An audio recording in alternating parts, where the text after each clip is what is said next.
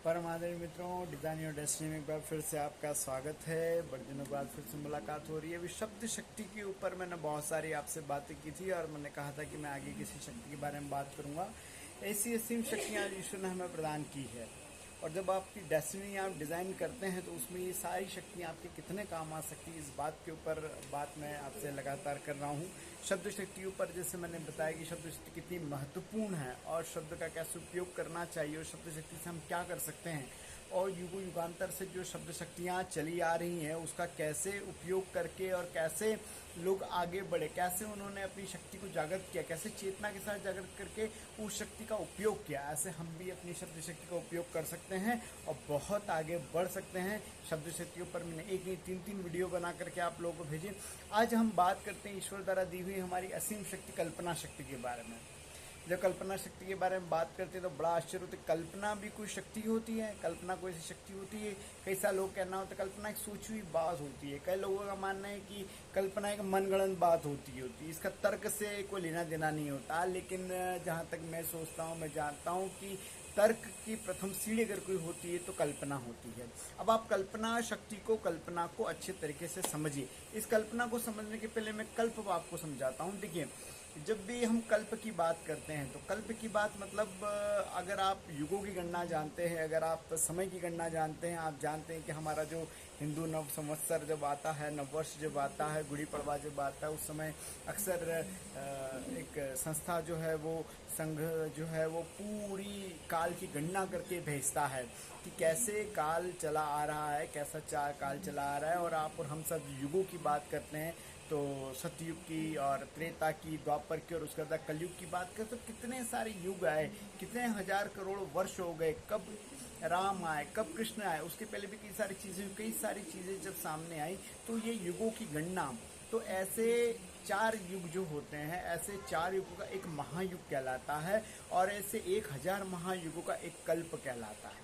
तो कल्पना में जो पहला कल्प है उसका एक कल्प कहलाता है। इस कल्प का एक दूसरा महत्वपूर्ण और विषय में जो मैं समझता हूँ कि लोग संकल्प लेते हैं, कुछ करने का संकल्प लेते हैं, कुछ नहीं करने का संकल्प लेते हैं कि मुझे ये नहीं करना है, मैं इसका संकल्प लेता हूँ। फिर कुछ लोग कहते हैं मैं संकल्प लेता हूँ कि मैं ये करके बताऊंगा, संकल्प ले लेते हैं। उस संकल्प के पीछे आप ध्यान रखें, संग और कल्प, स का मतलब होता है स्वयं और कल्प का मतलब होता है 1000 महायुग। मतलब आपने जो कल्पना की, आपने जो संकल्प लिया, आपने जो सौगंध ली, आपने जो करने की ठानी, उसकी उम्र आपने 1000 महायुग के बराबर कर दी है।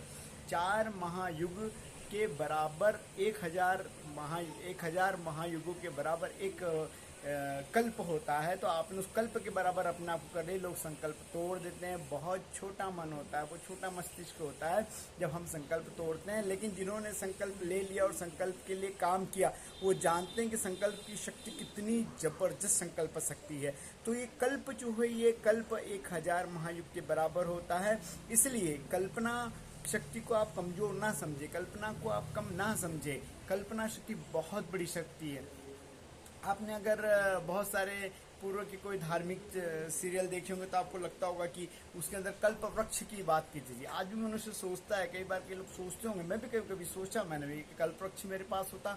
लेकिन जब मैंने अध्ययन किया तो मैंने पाया कि कल्प वृक्ष जैसा कोई वृक्ष नहीं होता है। हमारा जो मन होता है, हमारा जो मस्तिष्क होता है, यही एक कल्पना शक्ति है और यही कल्प वृक्ष है। मतलब आपके पास जो आपका मस्तिष्क है, यही कल्प वृक्ष है और यही कल्पना आपको सिद्ध भी कर सकती है और आपको सिद्धार्थ भी कर सकती है। आप इससे आगे भी बढ़ सकते हैं और अपनी डेस्टिनी को डिजाइन कर सकते हैं। तो जो कल्पना शक्ति है, ये कल्पना शक्ति जब हमारे हृदय के साथ, हमारी चेतना के साथ, हमारे मस्तिष्क और हमारा मन मिलकर के जब हृदय के साथ संयोजन करता है और चेतना जागृत जब होती है तो वो स्थिति फलीभूत होती है। अक्सर आपने देखा होगा कि हमने सोचते हैं मैंने ऐसा सोचा और ऐसा हो गया। आपके सोचने से नहीं हुआ, आपकी कल्पना शक्ति ने काम किया और आपकी कल्पना शक्ति जब आपके हृदय के संयोग से संयोजन किया तो मूर्त हो उठा। यही कल्प वृक्ष है कि अगर आप कुछ सोचते हैं, आप कुछ कल्पना करते हैं और अगर वो मूर्त हो उठता है, मतलब आपकी कल्पना शक्ति ने उसके लिए काम किया, क्योंकि वो आपके हृदय के साथ, आपकी चेतना के साथ मिली।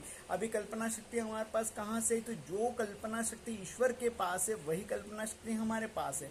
हम ईश्वर के सामने कब झुक जाते हैं? हम ईश्वर के सामने तब झुक जाते हैं जब इतना बड़ा ब्रह्मांड की संरचना और संयोजना हम देखते हैं किस क्रम में उन्होंने अपनी शक्ति को, अपनी कल्पना शक्ति को या अपने कल्प को किस से हजारों हजारों युग तक जो उन्होंने क्रिया और रचना की है, वो है कल्पना शक्ति का। कल्पना का एक शाब्दिक अर्थ होता है रचना करना, सजोना, संवारना, ये भी कल्पना का एक अर्थ होता है। तो आप सोचिए कि हजार हजार करोड़ों वर्षों का जो संयोजन है और जो रचना की गई है, जो संवारना किया गया है, कि ईश्वर ने कितना ही कैसे किया होगा, ये कल्पना शक्ति कल्प वृक्ष ही है। और यही कल्प वृक्ष हमारे मन और मस्तिष्क में है, इसलिए हुआ।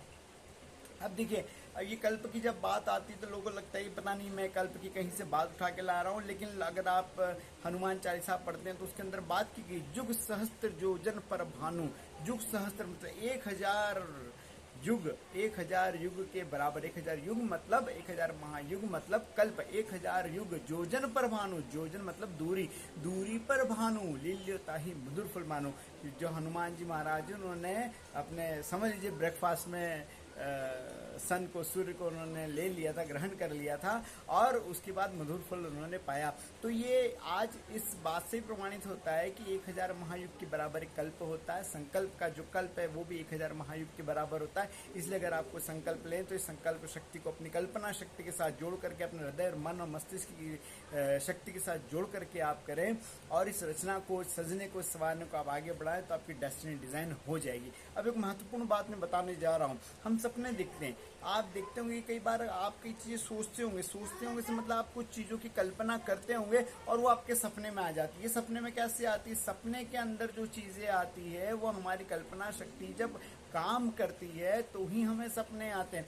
अब इसका वैज्ञानिक, अगर हम आधुनिक विज्ञान से बात करेंगे तो वैज्ञानिक इसका तर्क यह है कि हमारे मस्तिष्क के अंदर 3 तरह की तरंगें होती हैं। एक अल्फा होती है, एक थीटा होती है और एक डेल्टा होती है। जो थीटा तरंग जब उठती है तो हमारी कल्पना शक्ति स्वप्न में परिवर्तित हो जाती है। जब व्यक्ति स्वप्न दिखता है तो वो थीटा जो तरंगें होती हैं वो उसके अंदर उठती हैं, और जो कल्पना शक्ति वो करता है, कई सालों पहले भी उसने कुछ सोचा होगा, अचानक से स्वप्न आ जाता है, और जो सम्मोहन, आकर्षण और अंतर्मन का जो मोह या मद रहता है, कई सारी चीजें हो सकती है। सपनों में कुछ भी आ सकता है। लोग कहते हैं सपनों की झूठी माया, लेकिन ये सपनों की झूठी माया नहीं है। आपकी कल्पना शक्ति जब थीटा तरंगे जब संपर्क में आती है, कल्पना शक्ति जब मस्तिष्क और चेतना के साथ जागृत होती है, तो कई बार सपने भी आ जाते हैं। सपने कितने सच होते हैं, कितने नहीं होते, ये मैं कुछ कह नहीं सकता। सपने किसको क्या आता है ये अलग बात है, किसकी कितनी कल्पना शक्ति ये अलग बात है।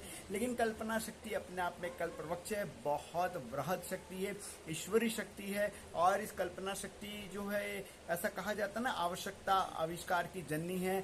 तो रचना अगर आप करना चाहते हैं, अगर आपने किसी चीज की आवश्यकता की तो आविष्कार आपने कर, लेकिन उसकी रचना, उसका सृजनात्मक, उसका रचनात्मक अगर आपको कोई कार्य करना है, उसको सजाना है, उसको संवारना है, तो उसके लिए कल्पना शक्ति ही आपकी काम आएगी। और जब आप कल्प के साथ, संकल्प के साथ, और जब आप कल्पना से उसके मन और मस्तिष्क को हृदय के साथ जोड़ करके किसी चीज का संयोजन करेंगे तो आपकी संरचना और आपकी रचना बहुत अच्छे से निखरेगी। बस यही कल्पना शक्ति है। और इसके बारे में बहुत सारी बातें हैं, हम बहुत सारी बातें इसके बारे में कर सकते हैं। मैं समय समय पर कल्पना शक्ति और सारी शक्ति के बारे में और आपके साथ वर्णन और विस्तृत चर्चा भी करूंगा। आज के लिए इतना ही काफ़ी। आपके समय और सहयोग के लिए बहुत बहुत धन्यवाद। जय हिंद, जय भारत।